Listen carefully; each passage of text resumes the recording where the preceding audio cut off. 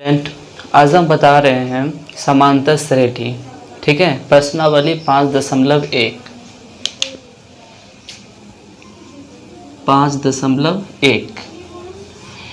इसका जो पहला क्वेश्चन है, इसमें कहता है निम्नलिखित स्थितियों में से किन स्थितियों में संबंध संख्याओं की सूची एपी में है और क्यों। मतलब इसको चेक इन करना है कि ये एपी में है और अगर एपी में है तो ये क्यों है, ये चेक इन करना है। पहला मेरा क्वेश्चन कहता है प्रत्येक किलोमीटर के बाद का टैक्सी का किराया जबकि प्रथम किलोमीटर के लिए 15 रुपये है और प्रत्येक अतिरिक्त किलोमीटर के लिए 8 रुपये है। ठीक है, इसको हमको बताना है कि ये एपी में है या नहीं है। ठीक है, तो जैसे कि मान लेते हैं कि एक टैक्सी है, ठीक है, और उसका किराया 1 किलोमीटर हम जाते हैं, 1 किलोमीटर तो उसका लगता है 15 रुपये।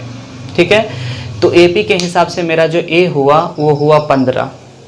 ठीक, उसके बाद क्या होता है कि फिर अगले किलोमीटर जाएंगे तो फिर 8 रुपये बढ़ जाएगा, फिर उसके अगले किलोमीटर जाएंगे तो फिर 8 रुपये बढ़ जाएगा। यानी कि जितने किलोमीटर हम जाएंगे 8-8 रुपये क्या होगा, प्रत्येक किलोमीटर बढ़ता चला जाएगा। यानी जो मेरा समांतर श्रेणी की भाषा में क्या हुआ, डी जो हुआ वो समान है और ए क्या हुआ 15 हुआ, डी 8 हुआ। तो जब कोई समांतर श्रेणी में उसका जो डी होता है वो समान होता है तो वो क्या होता है, समांतर श्रेणी होता है। ठीक है, तो यहाँ पे ये जो मेरा पहला क्वेश्चन ये मेरा एपी में है। ठीक है, क्योंकि प्रथम किलोमीटर का किराया दिया हुआ है और इसका सार्वअंतर भी दिया हुआ है। मतलब किराया भी दिया हुआ है, सार्वअंतर भी दिया हुआ है, इसलिए ये एपी में होगा। ठीक है, अब चलते हैं दूसरा क्वेश्चन। किसी बेलन में उपस्थित हवा की मात्रा जबकि वायु निकलने वाला पंप प्रत्येक बार बेलन की शेष हवा का 1/4 भाग बाहर निकालता है। ठीक है, एक मेरे पास पंप है, ठीक है, एक पंप है, उसमें से क्या है प्रत्येक बार हवा निकलता है। ठीक है, तो प्रत्येक बार जो हवा निकलता है वो 1/4 हवा निकलता है, 1/4। तो जैसे मान लेते हैं कि अभी हमारे पास पंप में से 100 लीटर है, 1/4 यानी कि 25 लीटर निकल गया, तो अब तो 75 बचा ना। फिर अब उसका 1/4 निकलेगा तो क्या होगा, कम होगा। पहला हुआ मेरा 1/4, फिर उसका निकालेंगे तो वो तो कम होगा 1/4, फिर उसके अगला निकालेंगे फिर और कम होगा। तो ये जो मेरा जो पंप वाला जो है, पंप वाला वायु निकालने वाला, ये मेरा एपी में नहीं होगा क्योंकि इसका जो सार्वंतर है ये प्रत्येक बार क्या होते हैं, समान नहीं होते हैं। इसका सार्वंतर प्रत्येक बार समान नहीं होते हैं और हम जानते हैं कि जिसका सार्वंतर समान होता है वही एपी में होता है। ठीक है, इसलिए ये एपी में नहीं होगा। इसका अगला क्वेश्चन कहता है प्रत्येक मीटर की खोदाई के बाद एक कुआं खोदने में आई लागत जबकि प्रथम मीटर खोदाई की लागत 150 रुपये है और प्रत्येक बार मीटर खोदाई की लागत 50 रुपये बढ़ जाती है, यानी 50-50 रुपये बढ़ जाती है। मतलब ये हुआ कि एक कुआं को खोदा जाता है तो जो पहला जो मीटर जो खोदाई होता है उसका होता है लागत 150 रुपये, क्योंकि जब हम कुआं के लिए माटी खोदा जाता है तो ऊपर का जो माटी होता है वो थोड़ा कड़ा होता है, तो उसका जो लागत है वो 150 रुपये लगा। उसके अगले मीटर पे 50-50, क्योंकि हल्का मिट्टी आता है ना, तो 50-50 रुपये लगता है। तो मेरा जो पहला हुआ वो 150 रुपये ए हुआ और 50-50 जो आ रहा है वो डी आ रहा है, क्योंकि प्रत्येक मीटर पे 50-50 लग रहा है तो डी समान है। तो इसलिए ये जो होगा ये भी मेरा जो तीसरा क्वेश्चन है ये एपी में होगा, क्योंकि प्रत्येक अगले मीटर की खुदाई का लागत बढ़ जाता है, इसलिए एपी में होगा। ठीक है, इसका जो चौथा क्वेश्चन है वो बोलता है खाते में प्रत्येक वर्ष का मिश्र धन जबकि 10,000 की राशि का 8% वार्षिक दर से चक्रवृद्धि ब्याज पर जमा की जाती है। ठीक है, अब ये जो मेरा है ना ये एपी में नहीं होगा, क्योंकि राशि जो हम जमा करते हैं तो वो चक्रवृद्धि ब्याज होता है। चक्रवृद्धि ब्याज किसे बोलते हैं, जैसे कि 5,000 रुपये मेरा राशि है, 5,000 रुपये, तो उसका जो ब्याज हुआ वो क्या होता है अगले मंथ में जुड़ जाता है। फिर अब जितना हुआ जुड़ के उसके पूरे का ब्याज फिर मिलता है अगले मंथ में, फिर उसके अगले मंथ में वो ब्याज जो आता है वो भी जुड़ जाता है, फिर अगले मंथ में क्या होता है, फिर उसका पूरे जोड़ने के बाद जितना ब्याज आता है वो मिलता है। तो ये जो मेरा होता है, इसका जो डी होता है ये प्रत्येक बार समान नहीं होता है, इसलिए क्या होते हैं, इसका जो मेरा चौथा क्वेश्चन है ये भी एपी में नहीं होगा। ठीक है, क्योंकि चक्रवृद्धि ब्याज की दर में प्रत्येक बार समान नहीं है, अर्थात सार्वंतर समान नहीं है। तो इसका जो एपी का जो था ये मेरा चौथा चारों कंप्लीट होता है। ठीक है, अब इसका क्वेश्चन नंबर 2 चलते हैं।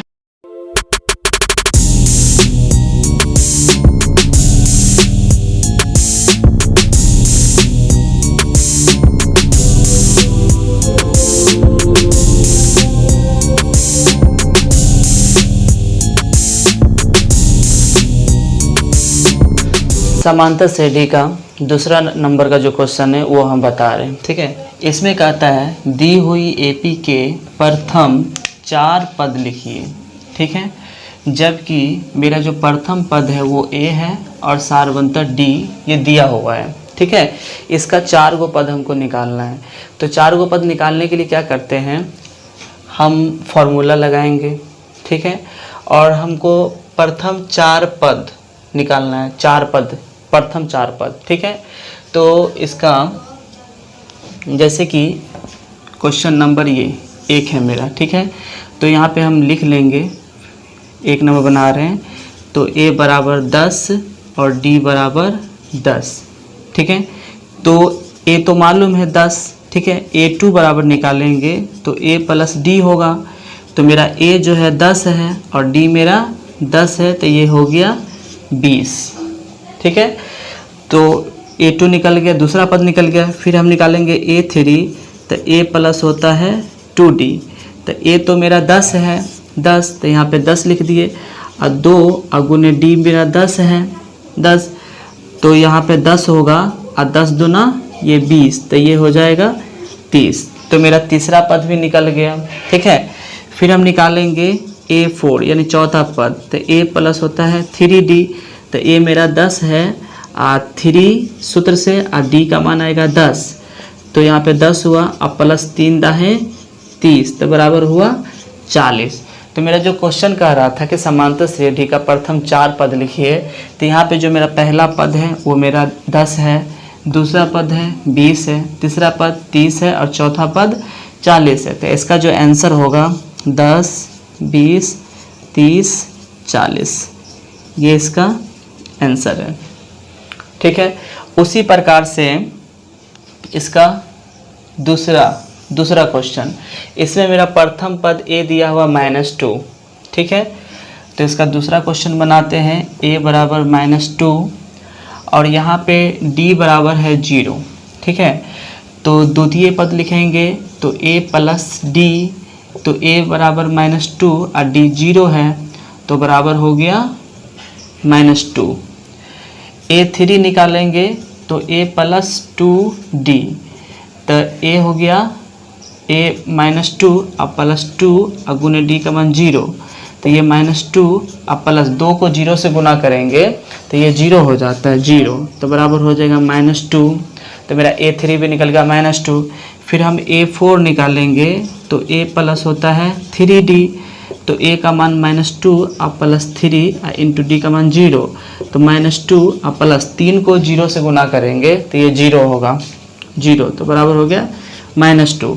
तो इसका जो आंसर होगा ये पहला हो गया -2, पहला पद तो -2, दूसरा पद हो गया -2, तीसरा पद -2 और चौथा पद -2। तो इसका ये जो है ये इसका आंसर हुआ।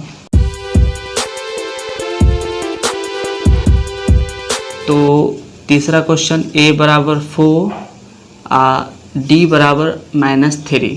ठीक है, तो इसका a2 निकालेंगे तो a प्लस d होता है, तो a का जो मान होगा 4 और प्लस -3, तो ये 4 होगा, यहाँ प्लस है यहाँ माइनस, तो प्लस माइनस -3 बराबर हो जाता है 1।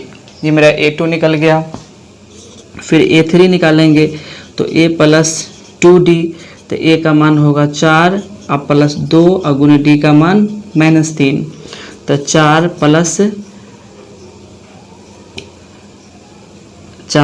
और प्लस यहाँ -3 को 2 से गुना करेंगे तो -6 हो जाएगा।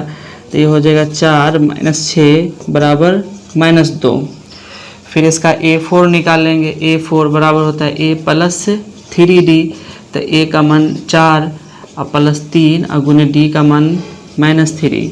तो ये हो जाएगा 4 और प्लस 3 तिया 9 -9 हो जाएगा। तो ये 4 - 9 बराबर -5 हो गया। तो इसका जो आंसर होगा, प्रथम पद हो जाएगा 4, द्वितीय पद हो जाएगा इसका 1, तृतीय पद हो जाएगा -2 और चतुर्थ पद हो जाएगा -5। इसका ये आंसर हुआ। ठीक है, अब हम चलते हैं चौथा क्वेश्चन। चौथा क्वेश्चन में है a बराबर -1, d बराबर a1/2। तो इसका a2 निकालेंगे तो a प्लस d। तो a तो -1 हुआ और d 1/2। अब यहाँ पे भिन्न का जोड़ करेंगे, नीचे एक छुपा हुआ है तो 2 एकल उत्तम 2, 1 2 ना 2 तो ये -2 और प्लस 2 इकाई 2 तो 1 इकाई 1 तो ये हो गया -1/2। फिर इसका A3 निकालेंगे तो A3 होता है A प्लस 2D। तो A का मान -1 प्लस 2 और गुने D का मान है 1/2। तो ये 2 कट गया तो -1 प्लस 1 बराबर हो गया 0। फिर इसका A4 निकालेंगे तो A प्लस होता है 3D।